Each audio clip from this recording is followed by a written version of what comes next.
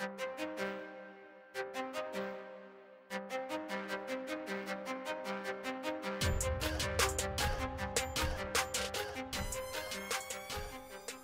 and welcome to the Game Theory Podcast. I'm your host, Sam Vicini. We're presented by CLNS Media. Today on the show, he's done moving. I'm so happy. Good friend of the program, Dieter Kurtenbach is back. Hi, Sam. I've missed you dearly, good friend. How are you, buddy? I've kind of let you do your own thing while you've been moving because I know that you are an anxiety-riddled human being. So I'm just like, you know what? Let's just let him and Heather move to their new place in Alameda. Let's just, as Adam Silver said, we live in the age of anxiety, and and you not being part of that, which I guess is equally my fault, just made it worse. Let's be honest. That's true. I am pretty great. But we're back now, baby. We're back. We're back. We are going to talk about the Warriors Celtics game last night that Dieter was at and that I watched this morning, and was just a narrative game in so many ways. A hilarious narrative game. Here's the rest of your weekend narrative. Yeah, we're also going to talk about the Los Angeles Lakers because I've not talked about the Lakers since they've gone on this ridiculous skid and since LeBron has looked not LeBron-like, I think is fair to put. What? Get out of here. The next thing, we might talk about Houston a little bit. We might talk about Denver a little bit, but we're going to make this like a full NBA podcast. I did a full college basketball podcast on, what was that? I guess Sunday with Rob Doster. We're going to do a full NBA podcast today. Our sponsors today are Hims and Mint Mobile, I believe. Bet Online and Mint Mobile we'll go with. Yeah, Bet Online and Mint Mobile are the sponsors today. Shout out Hims though. Go to Hims. Hims is great. They have sponsored before. Yeah, they continue to sponsor. We are Hims fans here. I think they have next week. Dieter, I'm just going to give you the floor on Celtics Warriors because going into this game, the narrative was the Celtics are coming apart at the seams. Our pets' heads are falling off. Kyrie Irving is the worst human. Comes out and says that the Celtics have a toxic culture right now and nobody in that locker room seems to be happy. And then they just kick the shit out of the Warriors. So, where are we at? I really don't know what this does. Yeah. I would, this is going to come across as shocking to some who've listened to this show and know that I come in pretty hot, but, I would caution reading too far into this result for either team. I don't think that the Celtics' issues are particularly fixed. One game certainly isn't going to fix all that ails that team. And I would read a little further into the Warriors situation, but maybe not for the reason that the Warriors want you to, or not the book the Warriors want you to read, because they put out just a world-class half-ass effort against the Celtics on Tuesday night. Just hilariously apathetic. But can we talk about that? Let's talk about that second, I think. Because I think the Celtics are a bigger story than the Warriors. But agreed. I do think that the Warriors... I don't want to read too much into this with the Warriors because Clay was out. But I do think that there are some systemic issues there that I want to talk about. Don't say. But let's talk about the Celtics first. Okay. This is a team that has looked messy and just problematic for the last month, really, I would say. Yeah. A team that has been defined in a lot of ways by togetherness and Marcus Smart's grit and, Aaron Baines' grit. And I think the return of Aaron Baines has actually kind of really helped them quite a bit here.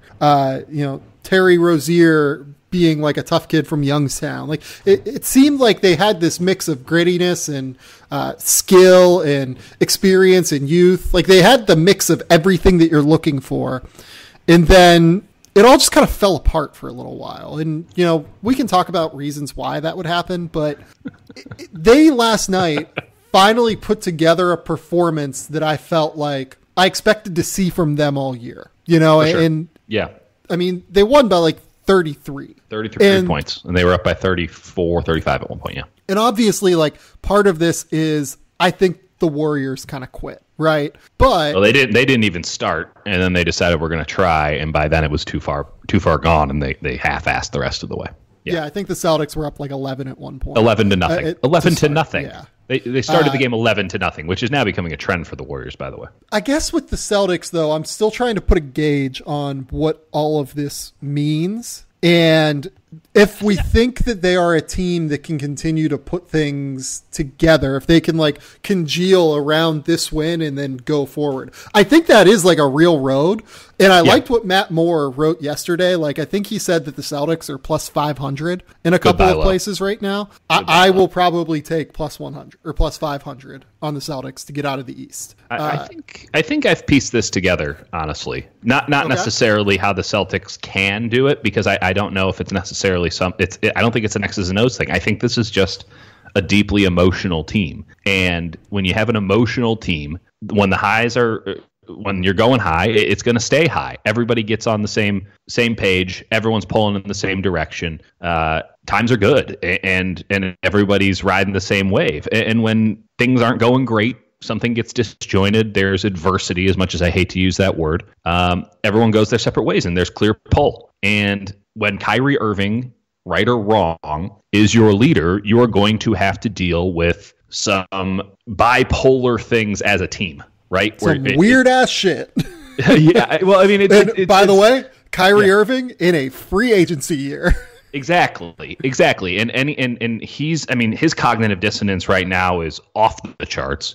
As you've pointed out, as I've pointed out, like, you can't bitch and whine and complain about the media and all the things that help make you $14-15 million a year in endorsement money when you're, and say that you don't like the business side of playing basketball when you're wearing an Uncle Drew Nike hat. But let's talk about that real quick before we jump into like the actual, because that is honestly like bigger than how they're playing. It almost seems, and they should be the most interesting story in basketball. So one aspect of this with Kyrie is I understand why he's pissed to an extent. I understand, like, if someone started to parse what my private conversations were with my friends and started not a parse. It wasn't even a parse. It was just a mere speculation, just a wild speculation. And started to like follow me to restaurants when I'm going out to dinner or like lunch with my friends.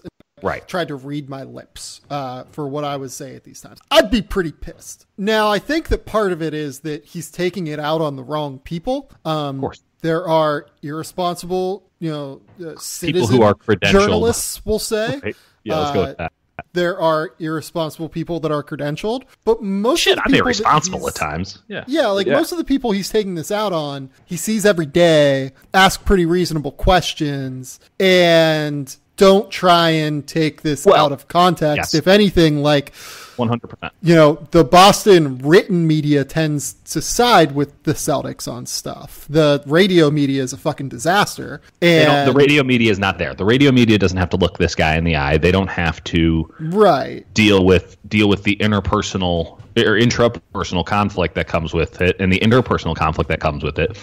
Ultimately, there is a level of accountability when you are there every day. And when you're, some citizen journalist or whatever, or, Twitter tryhard, or you're a radio guy and you're just in the studio and you don't have to look Kyrie Irving in the eyes and state what you have to state or write what you want to write and then have to show up the next day and deal with it accordingly, you're a lot more unencumbered to say whatever it is you want to say. So, yeah. I understand. Yeah, I'm with you. I understand why Kyrie's angry, and I totally agree that he's taking it out on the wrong people. But let's be clear as to why they're the wrong people. It's because the people that he's taking it out on are the ones who have always been accountable and who wouldn't pull that kind of bullshit because of that accountability. And to group in the media together as this big overarching thing monolith. It's deliberately disingenuous, and it's a page right out of the political book, something that's been happening long before Trump really made it a sort of a mainstream obvious play. Right, and like the other part of this is Kyrie saying, like, so for instance, he said again last night, even after the day before, where he talked about, like, I get into this just for basketball, and I don't really even enjoy the off the court stuff. He said again, the business part of starring in the NBA makes this terrible for me. The basketball part is just I have to keep that fun. That's where I'm great. That's where I love to play, be around my teammates. Like, look, dude, you might not love the media stuff, but when you're going to star in a movie based around a character that you created in a Pepsi commercial, you have probably the third most popular signature sneaker of any active NBA player. I think it's higher than that. It could be number 2 behind LeBron. I thought he had the highest selling. Not maybe on gross, but because the kids love them and they're cheap. They're deliberately cheap. Kyrie's shoes are great. I am a big fan of Kyrie's shoes, but he makes a shit ton of money from that. He literally, and like he says like, hey, like this is stuff that I enjoyed doing when I was younger, but as I get older, I don't really like it. Like maybe he regrets doing Uncle Drew, you could say. I mean, like literally at the end of January, like a month and a half ago, he just signed on to make a movie about the haunted hotel in Oklahoma City. So like at the end of the day, I understand where he's coming from, and I understand that he may not like parts of this, but it's a part of what he has to do. Like, I don't even think it's a part of what he has to do. I mean, yes, he sort of has to engage with the media. If he doesn't like that, that's fine. There are a lot of guys in the NBA who don't like it. Be a fucking pro though, right? And understand that this is part of the trappings, and you don't get paid. I'm not saying in any way that the media is the reason that Kyrie Irving is going to get paid $30 million a year this offseason. Like, that's not it. But we're part of it. And right, it's hard to parse in terms of like what the role the media is, but I do think that it plays a part in the NBA becoming this overarching soap opera that makes it more money that the players also hate. But also allows them to make more money. Some of them do, but some of them genuinely don't like this. You know what I mean? Like, I think that there is something to guys being frustrated by asking, where you're going to go, where are we going to go, where are we going to go next off season, when they're trying to live in the moment, be a good teammate, and be professional about things. I call bullshit on that, because there are a lot of to-be free agents who are maybe not at the same star level or whatever, but like Kyrie Irving has brought this on himself. No one told him that he had to go out and say to Boston, I'm definitely coming back, can't imagine being anywhere else, whatever. No one said that. And no one told him, no one fed him that line that said, ask me on July 1. No one did that about face for him. He has created this whole thing on his own. Now, listen, there is going to be a low hum, and in some cases there are going to be spikes on that humming. But man, he's playing himself right now, and he's playing himself in a pretty aggressive way. No one told him to do the flat earth stuff. Like, this guy is out there, and he's trying to have it both ways. You cannot take all of the positives of fame and then declare that you want none of the negatives.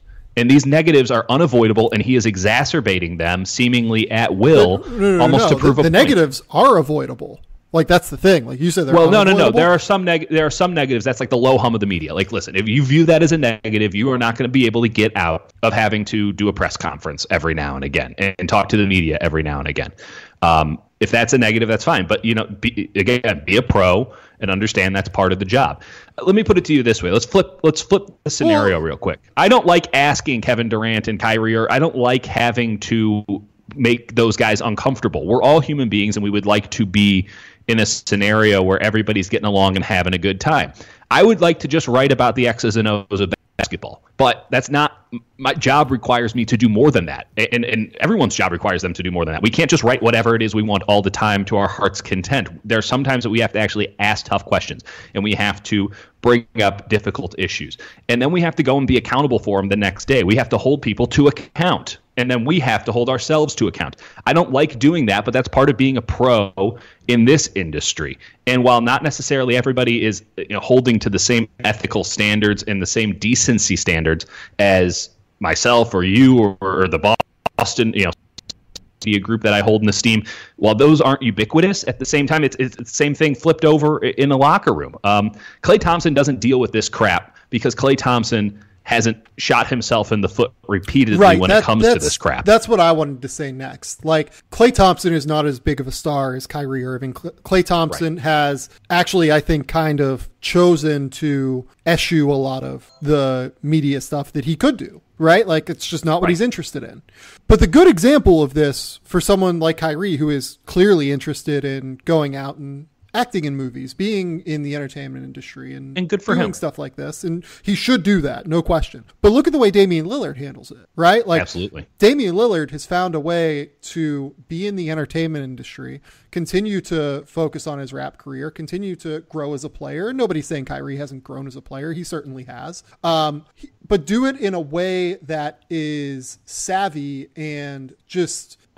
It doesn't have to be this abrasive. Yeah, like it doesn't have to be this tough. Like, literally, just take a page out of Dame's book in the way that he's handled himself all these years and the way that he has continued to build his own brand. Like, and let's also take it a step further. When you're not accessible, you allow other people to write your narrative. And yeah, we talked about this with Kevin Durant. Yeah, right. Like, and I understand that sucks.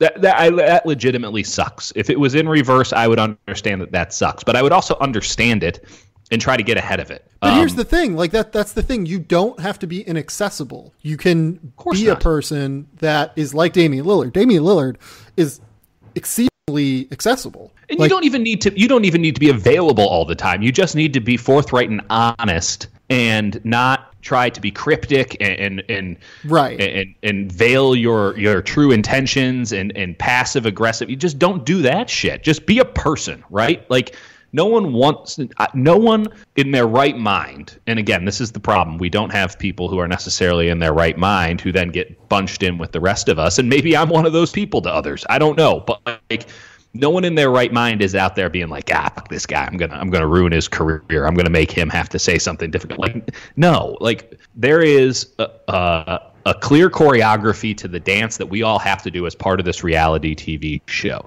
The only reason that our jobs exist is because this reality TV show gets a lot of eyeballs and has a lot of people talking. But the reality TV show here, I think, actually has kind of affected the Celtics, and we can like bring this around to like the on-court stuff too, right? Like, agreed. Like, look, the Celtics themselves, Jaylen Brown just said the environment around here is toxic. And I think part of that, like, let's not just say it's on Kyrie Irving. I do think part of that is the makeup of the roster. Part of it is on the front office for just saying, hey, we're going to like trade some of you guys for Anthony Davis this summer, probably. Yeah, they've been real subtle about all these trades. I mean, right. But they're handling it better than the Lakers. Sorry. That's true.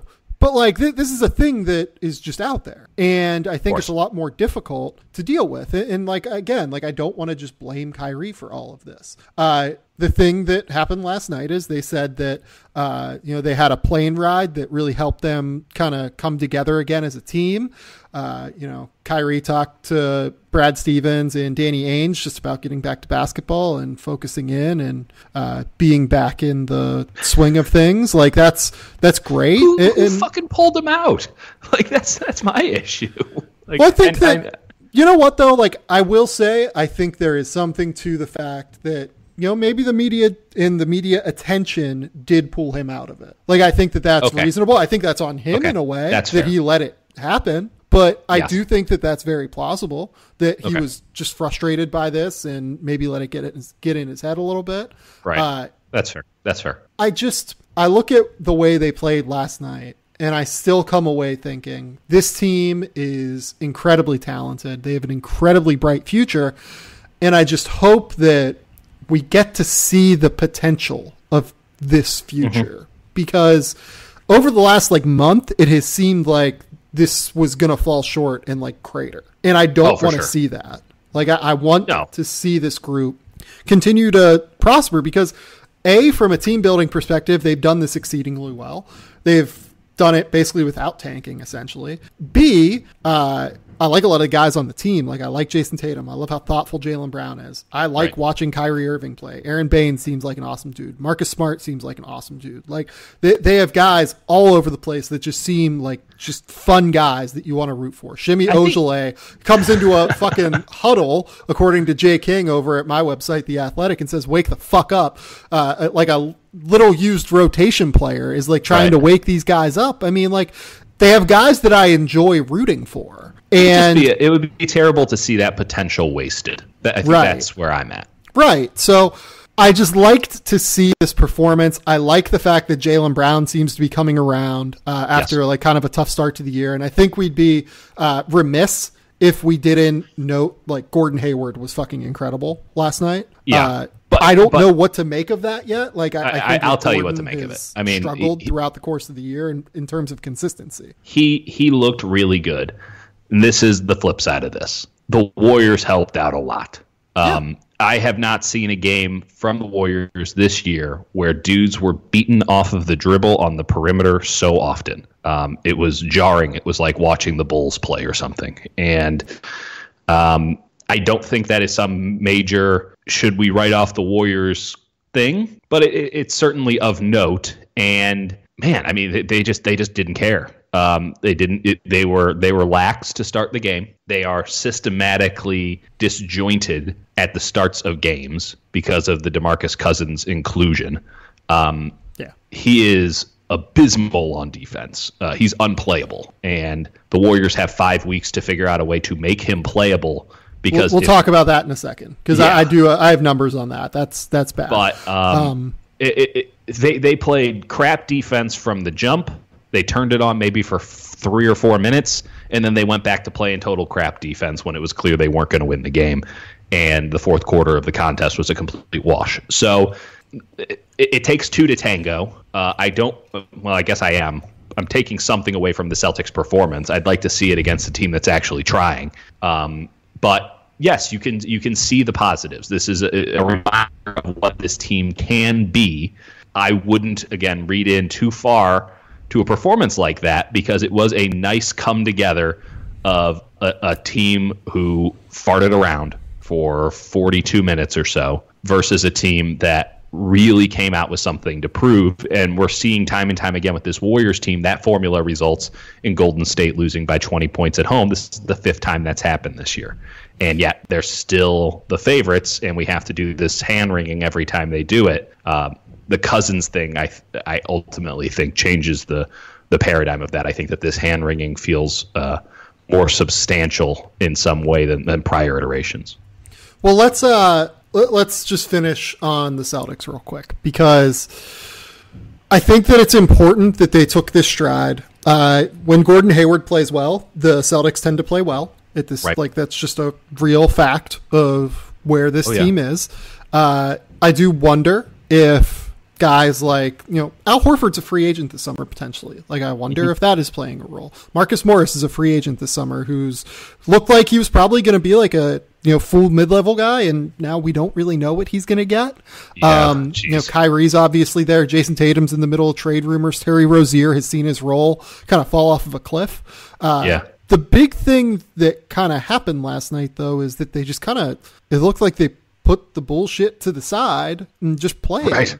Like, which you have to do when you go to Oracle Arena and you're playing the defending champions. You don't really have a lot of time to wallow in your own BS. You have to come right or not come at all, and they came right. And again, it's just a reminder of what this team could be. But man, I mean, how many times are they going to click in like that? It was good to see them click in. It was good to see them click in the second half of the Rockets game, I thought. I'll be really interested to see what they look like against the Kings tonight. Like, the Kings are a team that will run you to death. Like, they will put you in problematic scenarios and force you to play together. Because if you don't play together, the Kings do, and they will wreck you if you need to. Yeah, they'll run you off the court, and then you'll have to explain why you lost by, 20 points to the Kings, to the Boston media, and then we're back in the same problem because they don't know out there that the Kings are real good. Right. Or at least interesting. And, I mean, they lost to the Bulls by 10, and, they lost to the Raptors that happened. 23.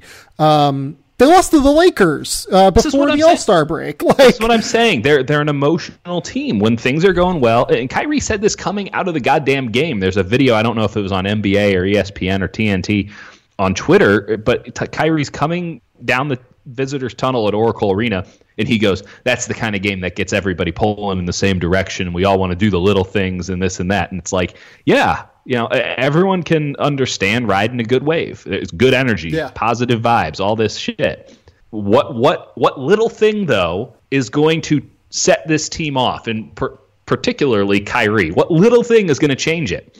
That now the bad vibes start flowing in, and everyone gets overwhelmed by the bad vibes, because that's been this team's MO. When they're on, they are awesome. And you look at them and you go, this is the team that's coming out of the Eastern Conference. They're deep. They're talented. They're well coached. And then when it's bad, it's like Brad Stevens needs to be fired. Kyrie Irving is gone.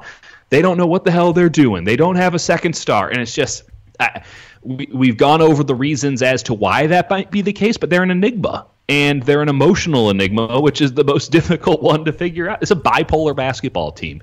And they have not figured out the right dosage of medicine yet. Hopefully, just for the sake of the Eastern Conference playoffs, just for their own sake, because, again, you don't want to see this talent wasted and this opportunity wasted for a Celtics team that could win the fucking title, if we're being totally honest. If they play like they played last night, what's stopping them? Yeah, well, here's the thing too. Let's actually transition there into the Warriors, because the Warriors are the clear title favorites, right? So I think that the DeMarcus Cousins thing is like a real problem. So I charted it's a big time issue. I charted how often the Celtics initiated their primary action involving DeMarcus Cousins in getting him away from the basket. 10 of their first 13 half-court possessions involved DeMarcus Cousins, and 8 of their first 9 scores involved DeMarcus Cousins. And the score at the end of that was 24-16 Boston. And it started off 11-0 Boston, with the only thing really holding that back, Stephen Curry just making a couple of just ridiculous threes in your face. Right. So it's not as if the Warriors countered and everything got normal again. I mean, Steph Curry was basically in desperation mode in the first 5 minutes of the goddamn game. Right. So I look at this and I see a team that needs to figure out its defense, needs to figure out its lineups more than anything. Yes. And they can't do that right now because Klay is out. So like when Klay misses games, it totally throws off everything that they do, because it throws off their offensive spacing and it reduces the amount of positive defenders on the floor. Well, and Klay is also the guy who would guard Kyrie in situations. Right. No question. Yeah, like you're not going to use Iguodala on Kyrie in a regular season game. Iguodala has been fantastic. I mean, there are good things to point out with the Warriors. This issue comes down to the disjointedness that comes from DeMarcus Cousins. So you mentioned the bad defense. I think the offense has been an issue for Cousins as well. Now, certainly last night is the easy case study to make that point, because he was a negative offensive player.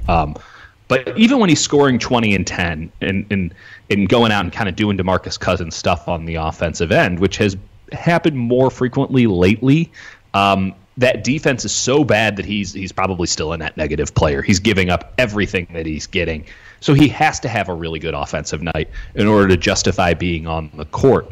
The bigger thing than that, let's just get even more granular. The amount of post-ups that Cousins is getting in this Warriors offense is jarring. He's good for about 7 a game, which is up there with pretty much anybody in the NBA. There are obviously some guys like LaMarcus Aldridge and Karl Anthony Towns and Embiid who get more, but on a permanent basis, I mean, Cousins is getting as many post-ups as any player in the NBA. And he's not bad at it. He's shooting 50% off of them.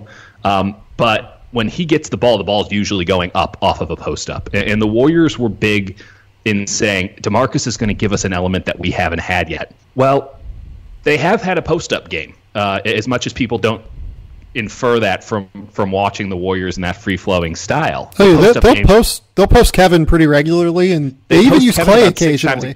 They use Klay. They don't use Klay as much. They used to use Klay a lot, and then Kevin came around. They gave all of those actions to Kevin, more or less. But it's Kevin and Draymond are both post-up guys, and Kevin posts up about 6 times per game, and he is just absolutely filthy. He has about 13% assist rate off of post-ups, and he shoots 55% off of post-ups. He's just totally elite at the post-up game, because he's always taller than the guy he's going up against. The other guy is Draymond, and Draymond almost never shoots off of post-ups, as you can probably infer, because Draymond should never shoot in general. But he passes it 80% of the time, and he has a nearly 25% assist rate off of post-ups.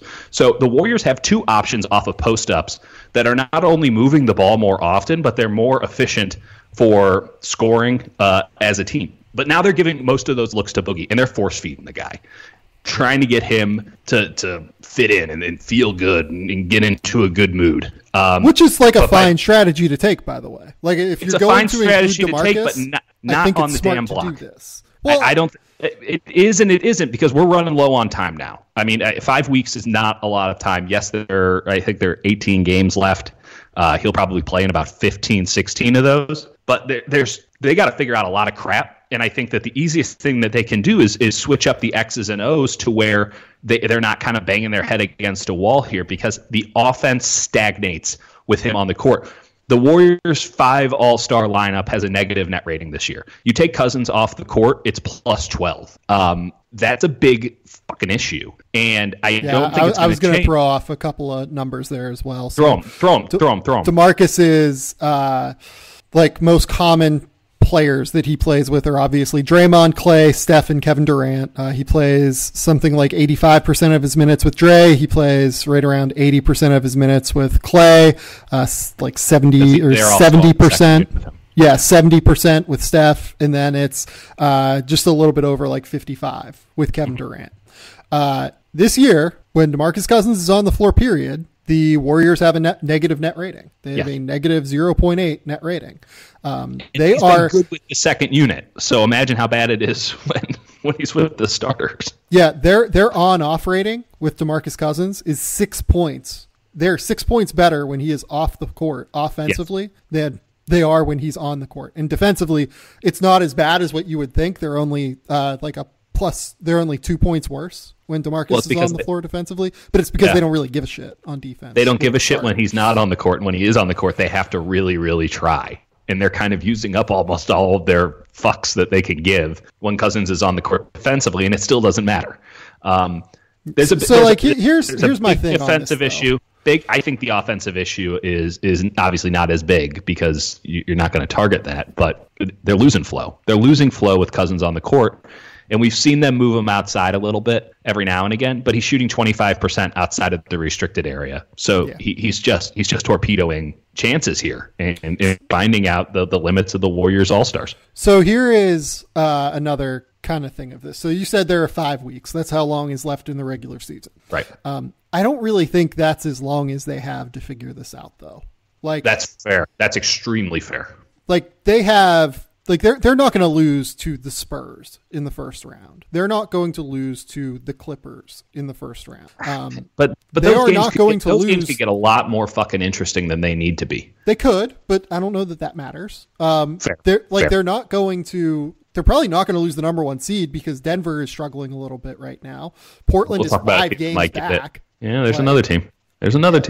Portland is playing well. Houston is playing well, but those teams are 5 games back, and that's a lot. It makes it difficult at this stage of the season. So they're probably not going to lose the number 1 seed. They're probably going to end up with a scenario where they end up with, the Clippers or the Spurs in the first round, maybe Sacramento or the Lakers. Maybe Sacramento. Yeah. No, I don't think it's going to be the Lakers, my friend.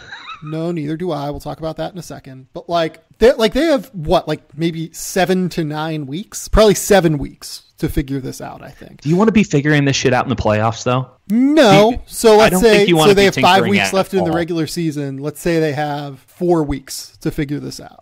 I think that's where my head's at, where you kind of have to take it. You get 1 month here to figure out how Andrew Bogut's going to get involved in this whole thing. Shout out Andrew Bogut, MVP of the NBL. Yeah, it's the 3rd MVP for the Golden State Warriors. I mean, how rich can these guys get? I seriously hope Andrew Bogut walks in to the Warriors locker room with his MVP trophy and goes 3rd MVP standing by. He has the same amount as Kevin Durant. Oh no. Okay. So, I would say that you don't want to go into the first round of the playoffs with questions if you can avoid it. And especially when it comes down to X's and O's, because once you get into a 7-game series and you have a glaring weakness like that, you do not want to have to adjust on the fly. And there is likelihood. I mean, listen, San Antonio, the Clippers, the Kings, sure, they certainly do not inspire fear in the Golden State Warriors now. But you go down 1-0 because you put DeMarcus Cousins into pick and roll 45 times in a row and scored 2 points every single time it happened, if not more. Well, now things have changed, and now you are adjusting your rotations on the fly because you thought you can get away with it. You thought you could pull a fast one and that this other team wouldn't be able to take advantage. That is playing with fire. And the Warriors have done that before, but this is the first time that it doesn't feel like they're on solid footing. Like last 2 years, they've had injuries, right? So Durant and Steph have been out. Last year, Steph missed the entire first round and some of the second round. But you always felt like, well, they have so much firepower. They're still deep. They can handle that. They're still significantly better than their weakling opponents in the first and the second round without those guys because they have both Steph and KD. But when it's an X's and O's thing and you don't have backups, like you mentioned earlier, like this is why you need Klay. Like Klay's backup's Alfonso McKinney. Alfonso McKinney might not have a job in a couple of days because he has been so poor for the Warriors as of late. He started off the season great, but man, it's been rough goings over the last couple of months, and the Warriors might opt to move Damian Lee, a G League player, on a two-way deal into that 15th roster spot. There's a lot, but you're starting a guy who is probably number one on the cutting board for a guy like Damian Lee. That is not good. And there's no alternative coming because now they can't add anybody other than players that are already on their roster effectively. That's a big issue when you're that top heavy. So I don't think you want to be figuring crap out. I don't think you want to have to be tinkering in a major way. And the DeMarcus Cousins is forcing the Warriors to think in big ways when it comes to X's and O's. He's made a big effect already. And I think that having to counteract that effect will have to be something equally drastic. It's dangerous. They'll probably get away with it, but I'd like to think that they'd be more cautious than that, and that doesn't leave them very much time to get their shit together. Yeah, I mean, I think that it's probably going to work out, and they're going to win the title. Well, okay, but like let's run it to this. I mean, the longer you play with this fire, right, the better the competition gets. So let's just say they go, fuck it, we don't need to figure this out. We'll still dick around in the first round against San Antonio or the Clippers or the Kings, and it'll be fine. And it probably will be. And then they get to play Oklahoma City. You going to get away with it there? You want to be figuring shit out against Oklahoma City or the Rockets? No, you don't want to be figuring it out against those teams. That's true. But the longer they wait, I mean that's it. And you don't want to you don't want to go into a 7-game series and be like, I hope we figure it out in the next 2-3 weeks. You would like to at least think that this team will have a baseline set that they can grow from by the time the playoffs start. And right now, they do not. They do not have a baseline. Things are very much in flux for the Golden State Warriors. They are preternaturally talented at the top end. When it works, holy shit, no one's coming close. But it is not working, and there's no guarantee that it starts working anytime soon. I do just want to also point out Andrew Bogut, Essendon supporter, so we're back in on Andrew Bogut. Okay, well, I don't. There's some things that I cannot overlook. Let's put it that way. Another thing that I can't overlook is how bad the Los Angeles Lakers have been recently. They are now, according to BetOnline, plus 900 to make the playoffs. Are you willing to take a flyer on that? Give me a second here. I got to read the BetOnline ad. Sorry. Wow, I didn't know. What a segue. You fooled me into thinking it was content. Across the NBA with some very exciting matchups. There's only one place to get in on all this action, betonline.ag. Sports casino, virtual casino, you name it. Betonline.ag is the CLNS Media's preferred sportsbook online. Use that promo code CLNS50 for that 50% sign-up bonus. That's CLNS50. Betonline.ag, your online sportsbook experts. We're going to talk about the Lakers plus 900 to make the playoffs, minus 2,500 to miss the playoffs. But if you go online or use that mobile phone to sign up today at betonline.ag and try their in-game live betting where you can participate with all the action with every play, you should use that promo code CLNS50 for a 50% sign-up bonus. Betonline.ag, your online sportsbook experts. Look, man, this is bad for the Lakers. This is bad. I have a new prop bet that maybe we can get in on. Do the Pelicans finish with a better record than the Lakers? No, I don't think that's true. Oh man, wouldn't that be great though? By the way, the funniest thing that's happening right now with the Pelicans is that they are better with Anthony Davis sits. Yeah. It's pretty fun. Yeah. It's a so thing. Like the Lakers are in a very weird spot. They're 30-34. They're 10th in the West. You look at their last, let's say 7-9 games. They're 3-7 in their last 10. I mean, and they've lost to some shit teams. So over their last 9, lost to the Sixers by 23, lost to the Hawks. Don't know that we need to really say anything else. Lost to the Pelicans by 13. Yikes. Lost to the Grizzlies by 5. Real bad. Lost to the Bucks by 11. They were actually competitive in that game. Yeah, that was an interesting contest. Then on Saturday, lost to the Suns by 9, and then lost to the Clippers, Monday night, I guess. The Clippers one felt more demoralized. Like the Suns one clearly was the nail in the coffin, at least to reasonable minds. But the Clippers one felt meaner. Like it was really insult to injury that Patrick Beverley owned them. I don't know why that is. There was a lot of little brother angst coming out on a weak moment for the big brother. Well, and over the course of early this week, you had Jeanie Buss saying lean into it more, Jeanie. Why don't you tell on yourself just a little bit more? Magic Johnson, he got in front of all this fake news on the Lakers, and he has them back on the right track. Well, they've lost 7-9. Your team looks like shit. And what do you want us to say here? Brandon Ingram looks good, though. Brandon Ingram looks great. And I want to talk about Brandon Ingram in a second here. But I think we have to talk about they look like a disaster right now. What the fuck did we expect? But seriously, that's another thing that I come back to with this. You and I in the preseason were just saying this is not a team that is going to contend for a title. They signed Lance Stevenson, Michael Beasley, JaVale McGee, and who else? Rajon Rondo. They signed a roster to compete with LeBron James that made no sense in terms of competing with LeBron James. Right. If I was Jeanie Buss, I would have serious worries about Magic Johnson right now. 100%. He might fall ass backwards into getting a good deal for someone like Anthony Davis or Bradley Beal or an incredible player. And then it's going to be in large part. Well, it's going to be in large part because of the work that the previous scouting the only assets this team has came from the previous regime, and then LeBron signed. LeBron is it for the new regime. Yeah, and that's working out great because he's you want to talk about half-assed it? Holy crap! It's just insane. So this is Jeanie Buss's full comments. The biggest challenge is the fake news about how we were supposedly trading our entire roster for a certain player, which is completely not true. Buss, who was appearing on a panel with Wick Grossbeck to discuss the Lakers-Celtics rivalry, said while also avoiding the name of said superstar, Anthony Davis. Those stories leak out, and it hurts our young players. It wasn't fair. Magic Johnson got in front of that, and I think we're back on the right track. Hopefully that will allow us to make a playoff push coming up here. Well, not going to happen, it seems like. Also, these people are in a fantasy world. I don't believe that an entire industry worth of reporters who has sources in all levels of basketball got this wrong. What are we doing here, Jeanie?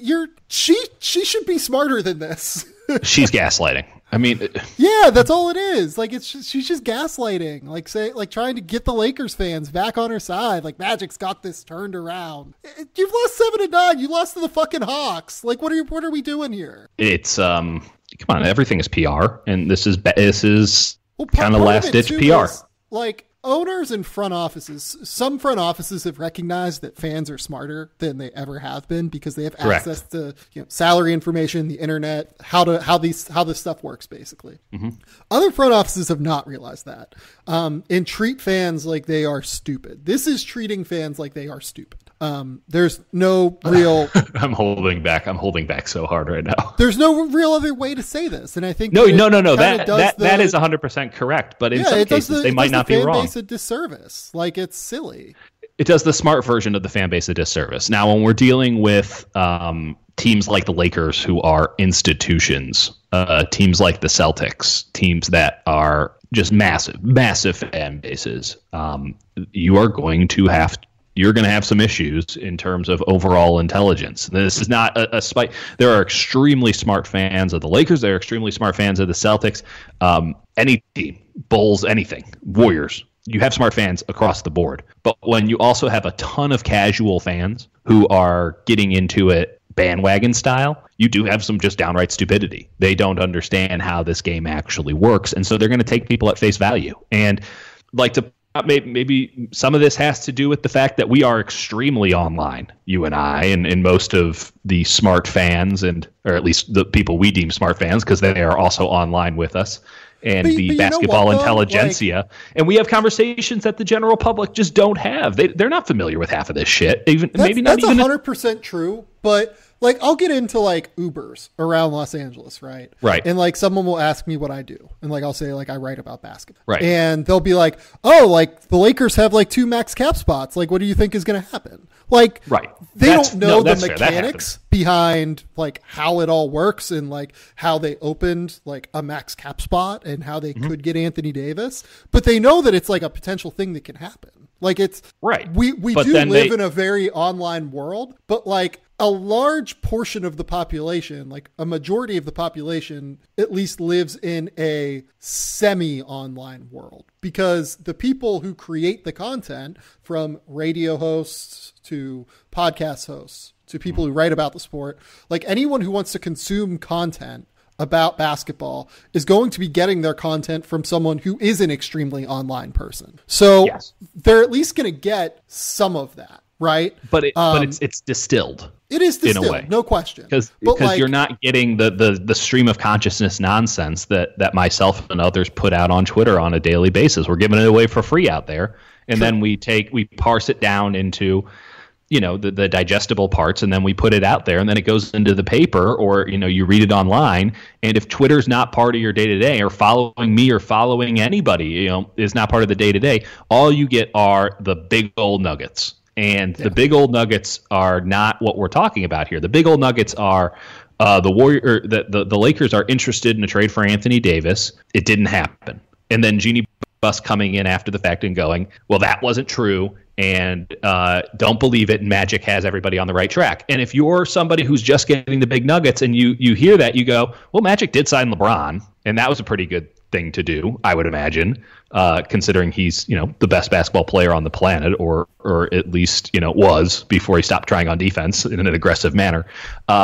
Like LeBron too, that like LeBron saying like anyone who wants to say that I'm a bad defender in the NBA should come and try and like get past me one-on-one. The one-on-one defense isn't the problem. Like, also it's when you're away from the ball, and you know, like LeBron knows. You shutting me down, LeBron, is not very impressive. It goes down to you remember I forget the fighter, but Jim Gray's doing a ringside interview. This couldn't have been Adrian Broner, because I watched Adrian Broner. Oh, world class moron. And he goes, I kick your ass. I don't think that'd be very impressive. Yeah, like, but no, I mean, much. But LeBron even said it to like other NBA players. He was like, you know what? Yeah. You think you can get by me? Go ahead. It's not about getting by LeBron. It's about whenever he's off the ball, getting enough space to get a shot off, or it's about LeBron not being in the gap. Yeah, it's LeBron's playing zone while everyone else is playing man to man, but that's working out great. And then, so here's the other part of this. So Sam Amick, in the article that I just quoted, said, according to a source with knowledge of the situation, the real root of Jeanie Buss's comments was much more nuanced than it might have appeared.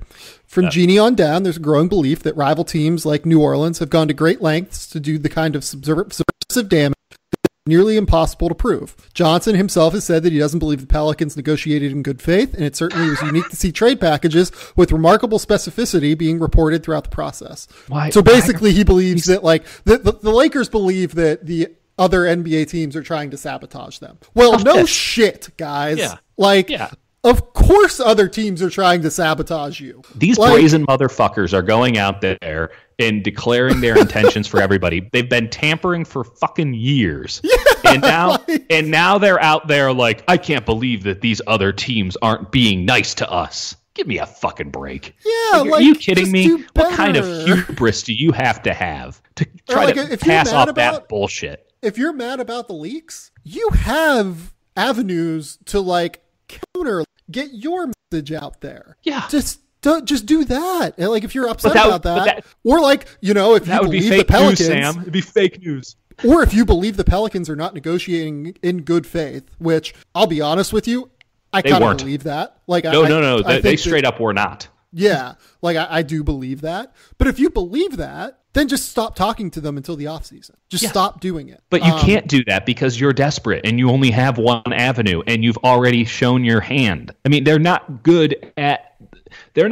NBA is spy games in a lot of ways. And the curtain's being pulled back on that little by little every single day.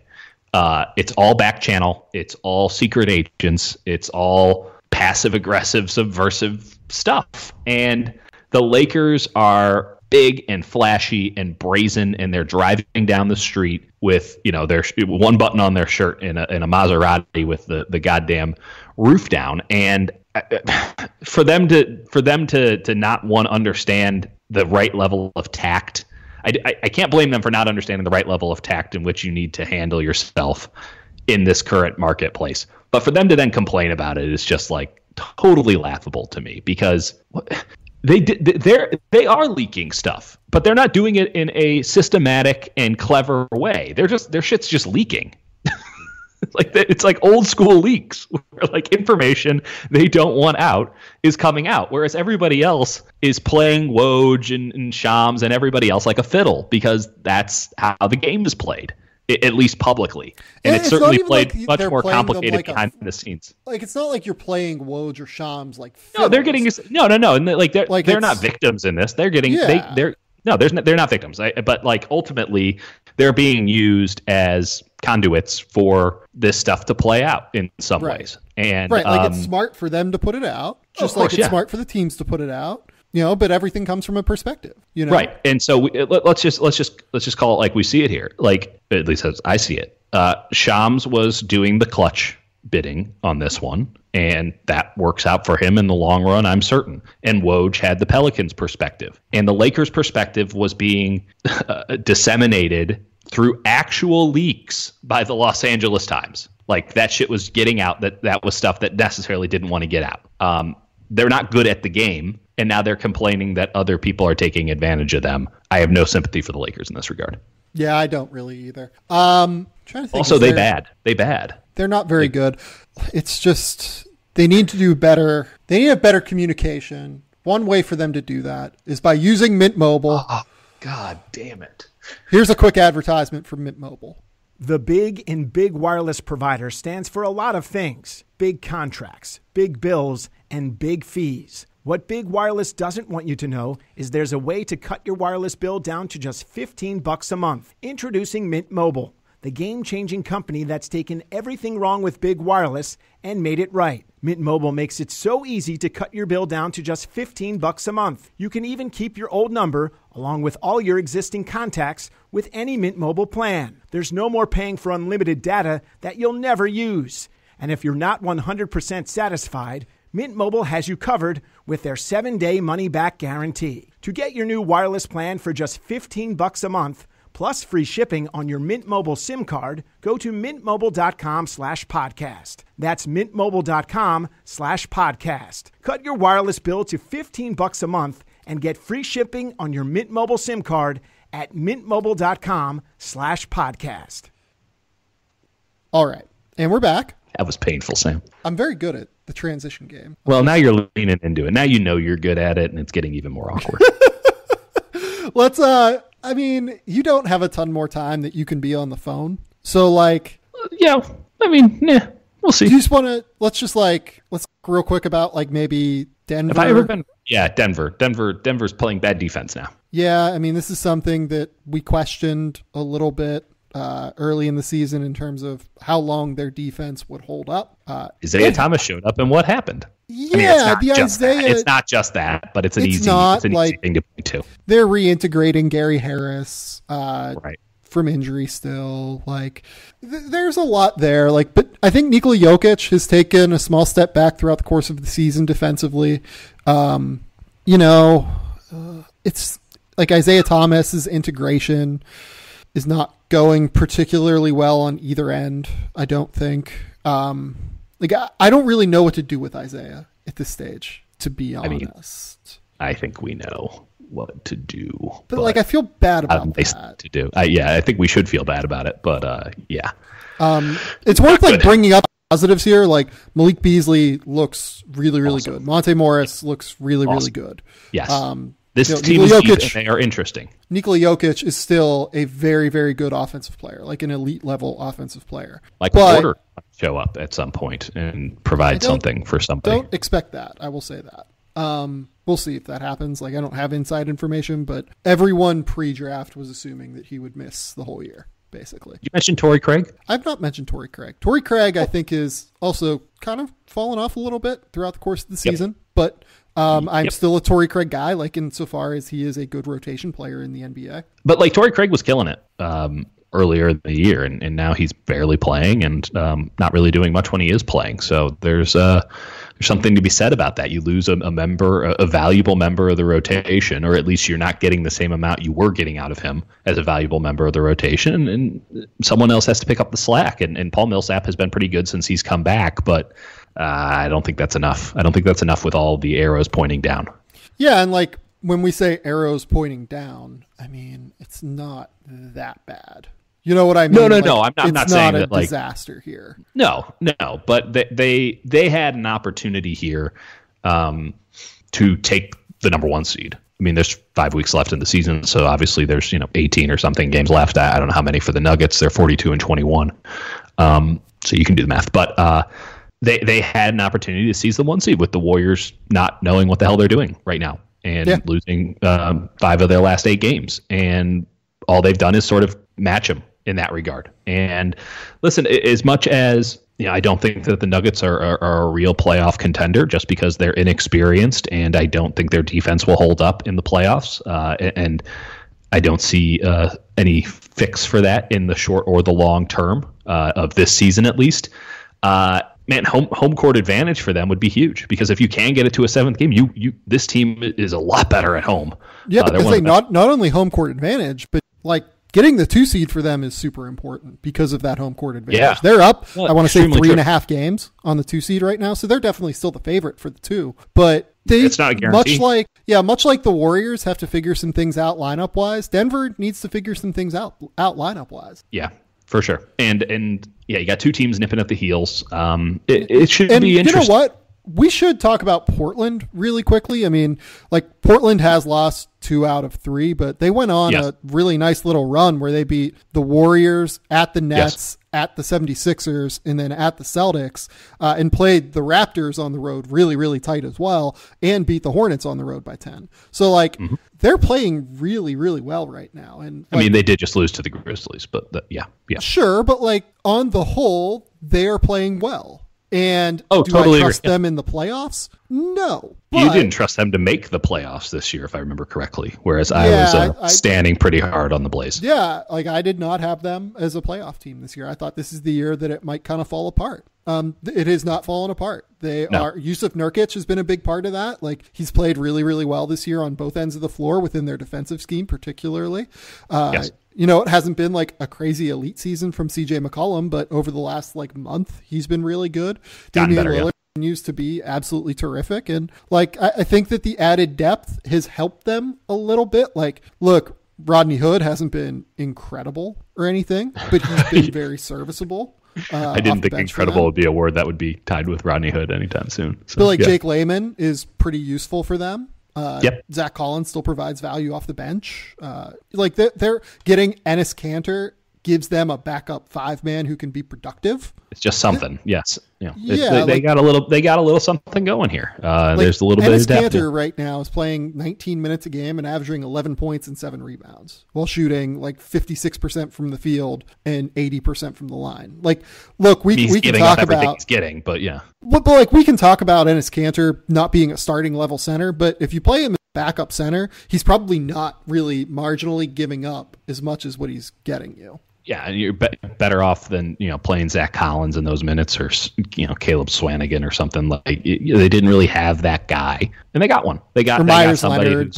They've played a lot of Myers Leonard this season. Yeah. So yeah. I mean that hasn't really worked out all that great, but I'm high on the Blazers, and I think that. I think this is the year that they can give somebody a competitive series. I think this might be the year. I mean, depending on how the seedings go, I don't like them against Oklahoma City, but man, I don't know. We'll have to see who their first round matchup is. But the way that they're playing in a vacuum, I'd like to think that they can get out of the first round this year. Can we? Let's move to things we like and dislike around the NBA. Do you have something? I do. I like what the Atlanta Hawks are doing in a big way. I'm kind of that's great. Trae Young has been amazing. Awesome. I mean, and listen, I totally understand, and I'm not going to chastise people for writing off Trae Young, because it was rough. I'm going to chastise people for writing off Trae Young. That was fucking stupid. Well, okay. It was really rough, though, in the early goings. And you look at the guy, and he's not playing well, and he's not very big, and all this stuff. And you have a hard time betting on it until you see it, at least at the NBA level. But it is there, and if you miss it now, you have only yourself to blame, because he is doing some Steph Curry shit, just straight up. Totally in control of his game at the moment. And the Hawks, this team is built the right way. I just really like the vibe around this team going forward. John Collins, my guy, I think he's the most underrated player in the NBA. He's up there for sure. He's got to be up there. I mean, it depends on your threshold of who's properly rated or not, but he's in that conversation, because no one's talking about John Collins as one of the bright young stars in this game. He is absolutely a star. Like, he is averaging 19.5 points and 9.5 rebounds this year on 57% shooting. Like, he's a ridiculously good player. He's also added a jumper. He's shooting 38% from 3 on 3 shots a game. Yeah. I mean, there's a lot of, I don't know, if you can still buy this stock low, buy it, and buy a lot of it, because if they get that high draft, if they get a high draft pick at all, you have to get 2 high draft picks, by the way. Yeah, exactly, because of Dallas's falling off. So you have a chance to add in some serious talent. If they get Zion, it's game over. You're not going to be able to buy any stock. So get in early. But I love the energy that they're playing with right now. I love watching Trae Young flash for moments, or for entire games, but a moment in the big picture, what it is he can be, and it is spellbinding stuff. Very new age NBA. Man, I'm gonna have a hard time getting off of this Hawks bandwagon, because I'm finding myself watching them more and more often. I find myself believing, just in the way that they're structured, in the way that they go about their business, that they have a chance to be really, really good pretty early on in this next decade. And again, if you can get in early, get in early. Well, here's the thing. If they end up with Zion, their core is Trae Young, Zion, John Collins, and Kevin Huerter. Like, I like it. I like it a lot. That's guys 21 and younger that are, I don't think Huerter's necessarily like a potential all-star, but other three certainly are. And I really like Kevin Huerter too. Huerter reminds me a lot of Klay Thompson. There's a lot, at least on the offensive end. It's like a Klay Thompson starter kit for sure. Well, I mean, listen, Travis Schlenk, the former assistant GM of the Warriors, he knows the goddamn formula. Now, who knows what the NBA is going to be like by the time this all comes to fruition? He might be using an old blueprint for a new game, but man, the Warriors were 4 years ahead of everybody else, and or at least took it into, actualized it 3 or 4 years before everybody else came around. So maybe not. Maybe this is the right team at the right time. And I think Lloyd Pierce is just an excellent coach. And man, if they can get their jerseys fixed, it would be a really easy buy for the Atlanta Hawks. But right now, them jerseys trash. So the thing that I want to bring up the Milwaukee Bucks. Yes. The Milwaukee Bucks. We're not talking about them enough. Well, we're not talking about them enough, but particularly I want to talk about the contract they got Eric Bledsoe to sign. They got Eric Bledsoe to sign a 4-year extension for $70 million, which I think is probably less than what he would have gotten on the open market. Agreed. Eric Bledsoe's, especially with the Lakers getting desperate at the end. Yeah, like Bledsoe's been like a sneaky top 30, top 40 player this season. Probably right in that range. Yeah. He's like basically back to what he was like when he was with the Suns, and everyone thought that he was like a potential future all-star. And they got him at 4 years, $70 million. And not only did they get him at 4 years, $70 million, they got him with a partial guarantee on the last year that is only $3.9 million. Huge. They essentially got Eric Bledsoe's core, prime years locked up at a below market rate for only having to guarantee him 3 years, basically. That is incredible work by that front office. I don't know that people are talking about John Horst enough for executive of the year. John Horst should be executive of the year. Who else is in that running? Question really in my mind. I don't know for me, to be honest. Like maybe Tim Connolly could be in there. Masai could be in there. Yeah. He risked it all. I mean, you gotta give the guy some credit. Like, I don't think you put Elton Brand in there necessarily. What about Knicks GM Rich Kleiman if this all comes into fruition? Oh my God. I mean, like, I'll say this. Like, I think Lawrence Frank has done a really good job. Like, I don't think that he's executive of the year. Like, no, when you trade away your best scorer. I just thought of a really funny one. You hit me. Lottie. Oh, Jesus. He's done a really good job. He's done a really good job. But like, to me, it's like not even a debate. I don't think it's like 100% John Horst this year, and that entire front office has done an incredible job. I just really like what they've done, and I think they deserve credit for it. Yeah, it's. We're not talking about the Bucks enough. I know that they just lost to the Suns, but they're doing stuff that has not been done by a team, not the Warriors, in quite a while, and they don't feel inevitable in any way in the Eastern Conference, and that speaks, I think, to the depth of the Eastern Conference and the interesting matchups that could develop in those playoffs. But these Bucks, I just don't want people to, after the Bucks raise a championship this year, wonder where the hell this came from. It's been in plain view this entire year. They're special, and that might not mean squat come the playoffs because of matchups and because of the X's and O's of all of this, and because Giannis, you don't necessarily want the ball in his hands in the final seconds, if we're being frank. But if it does work out, you can't say that you were blindsided by it, because this team's metrics, all of the advanced numbers say that these guys are hyper elite. Yeah, no, I'm right there, like 100% with you. This has been a remarkably impressive run from Milwaukee. Like, there's just no other.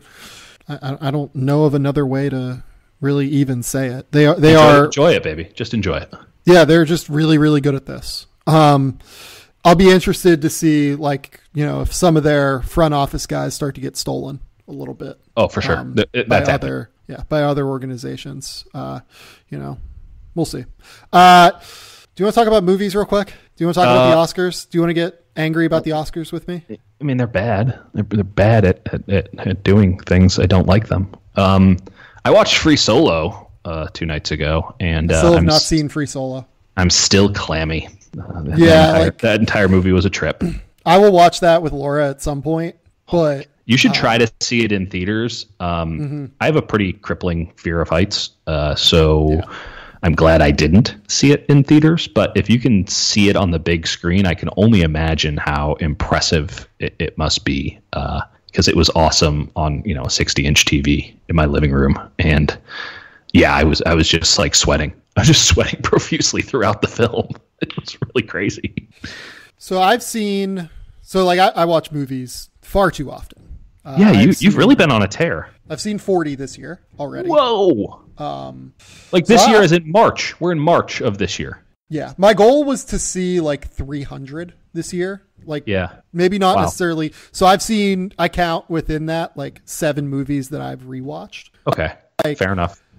New viewings, new ideas, new concepts. Yeah. So like I watch a lot of movies. I've seen all of the Oscar nominees, like all of the Best Picture nominees, at least among the major movies of last year. The only one I haven't seen is Can You Ever Forgive Me? Oh, I do want to see that. That one actually looked good. What would have won the Oscar for you? Like very clearly A Star Is Born, I think. Yeah, I have to agree, because I saw The Favorite the other day and I thought it was good. I thought it was, and I love that director, but no, that was not it. And I didn't like the way that was directed, actually. Like, there was a rumor going around on the day of the Oscars that plunged his odds from 40 to 1 to 6 to 1 that he was going to win.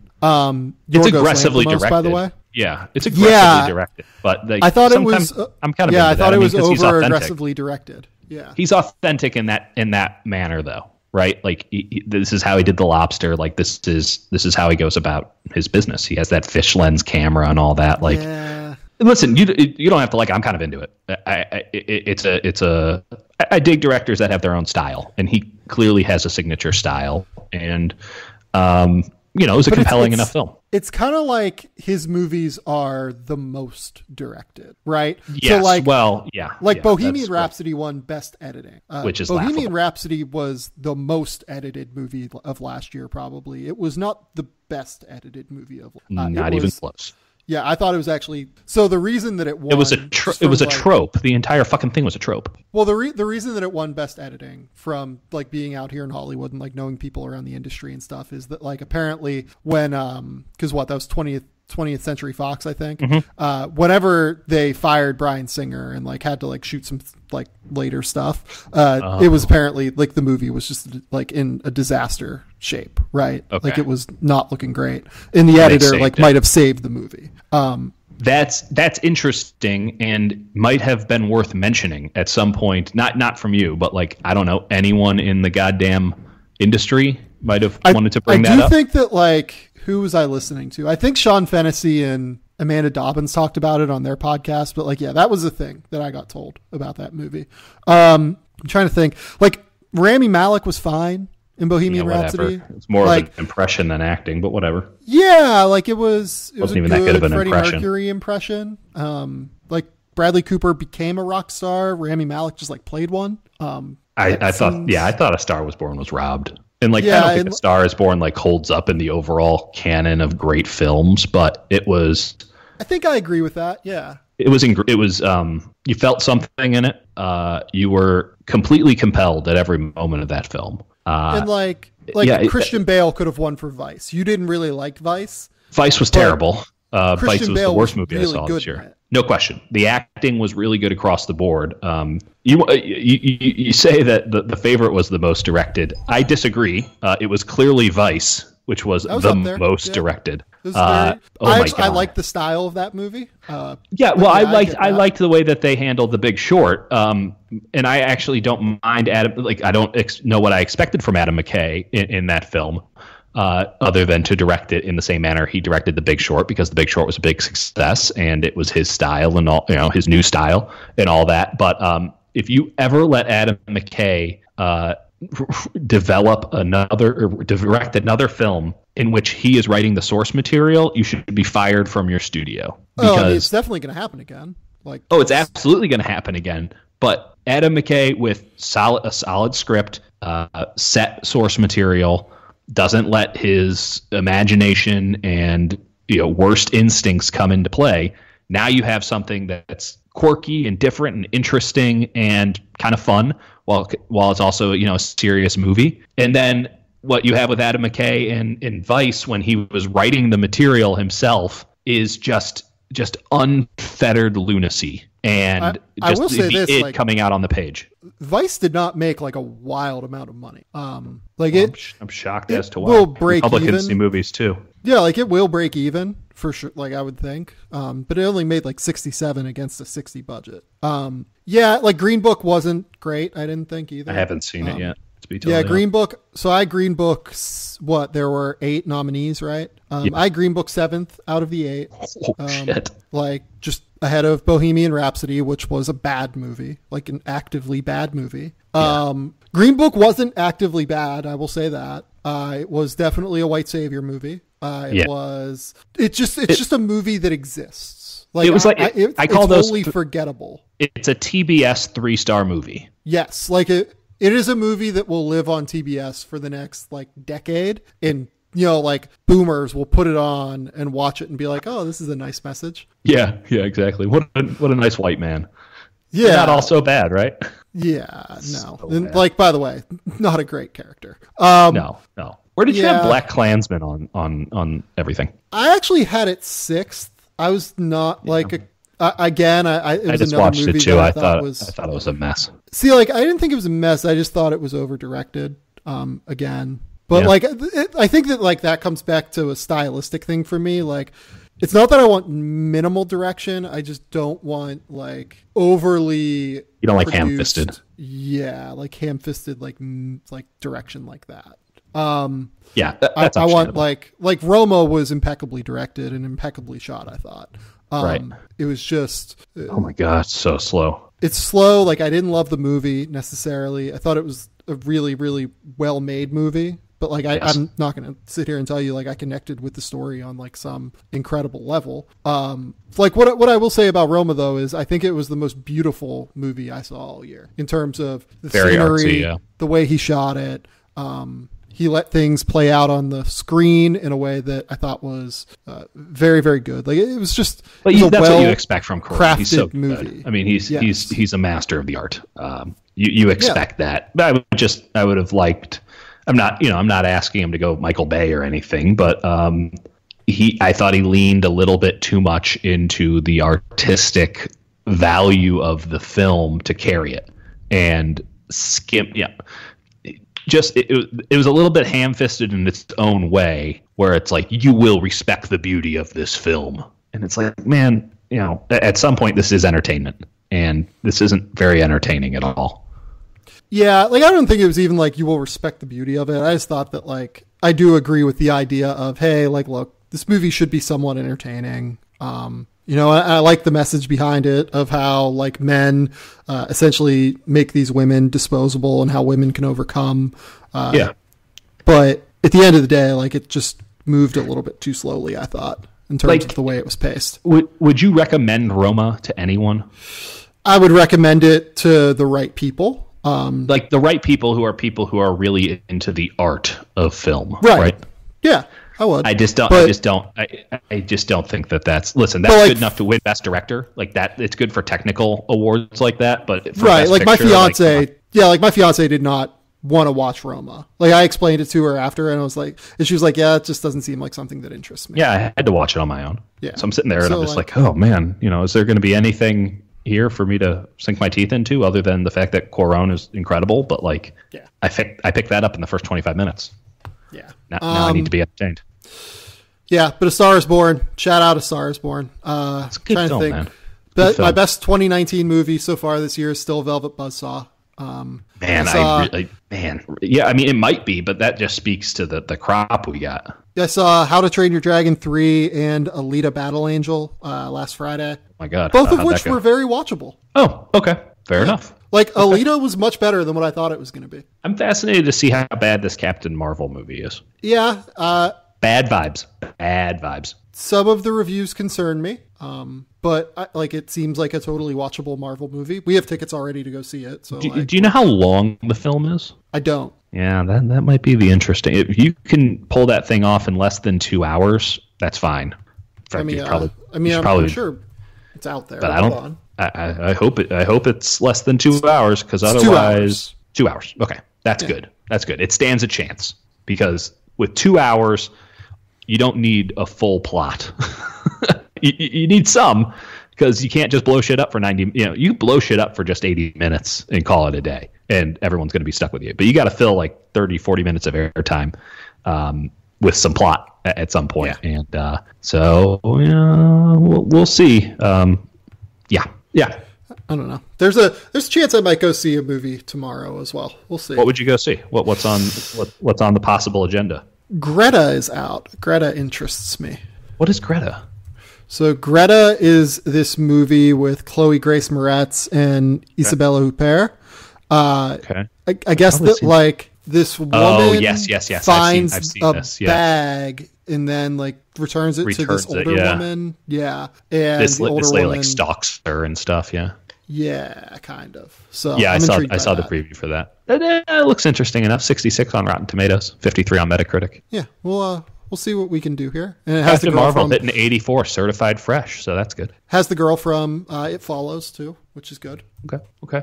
What about fighting with my family? Seems to have pretty good reviews, and I like Stephen Merchant. I'm not a big wrestling guy though.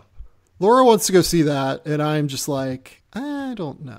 I'll probably see it, but has the chick from Little Drummer Girl, which is a major plus. I don't know that I've seen that movie. Little Drummer Girl is a mini series, and it is exceptional. Oh yeah, you've told me about this. Yeah. I keep telling you about it, but you don't value my opinion, so it doesn't matter.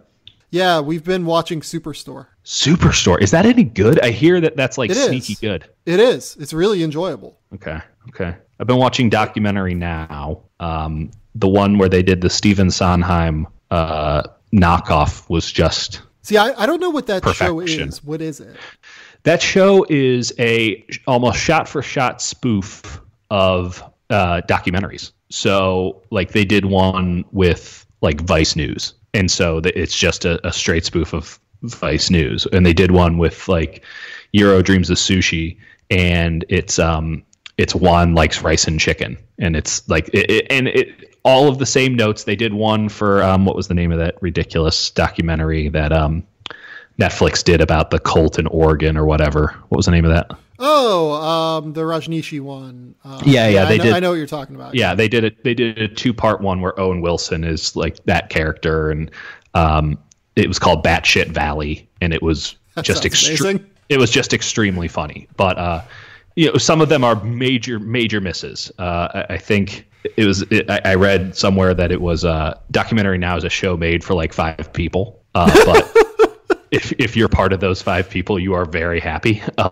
And I think I'm part of those 5 people who I've just watched a lot of documentaries, and even the ones that you haven't fully seen, you get it. Like they're really true to the spirit and the theme of them while also just being merciless. And the one that they made, I think the most recent one that they have is of it's like a documentary where in the 70s where they were basically recording the cast recording of a Broadway musical, and in this one it's called Co-op, like an apartment co-op, and Richard Kind is in it, and John Mulaney is in it, and it's just Taron Killam is in it, and it's just like they had to write their own original music, and it's just fucking incredible how funny it is. I think that episode was Seth Meyers written with John Mulaney there, and I think Seth Meyers wrote the Batshit Valley one too. But it took me some time to get in on John Mulaney, but I'm very in on John Mulaney. Yeah. I might be too in on John Mulaney. I get made fun of for thinking John Mulaney is just absolutely hilarious, but I mean that's like you have to also understand like Mulaney, more or less from my hood, pretty much same childhood and crap, weird Roman Catholic Chicago thing, and. Speaking of Chicago, how excited are you that John Paxson and Gar Forman are back? What? We almost made it through the entire podcast. Yes! You son of a bitch. Please subscribe to the Game Theory Podcast. Rate, review, do everything that you can to support the podcast. Go use that BetOnline code CLNS50 to get a 50% bonus on your account for your first deposit. What else? Go use Mint Mobile. Dieter, do you have anything you want to plug real quick? I mean, my job. I go read him at the San Jose Mercury. I work for the San Jose Mercury News, and you can follow me on Twitter at D Kurtenbach. Or not. Do whatever the hell you want. Please go do that. Please go subscribe to The Athletic. A lot of you guys are still subscribed to the massive coaches poll thing I did, so I really appreciate that. Continue to do that. That makes me look good. So thank you so much. I really appreciate it. Until next time, though, we'll talk soon. Bye.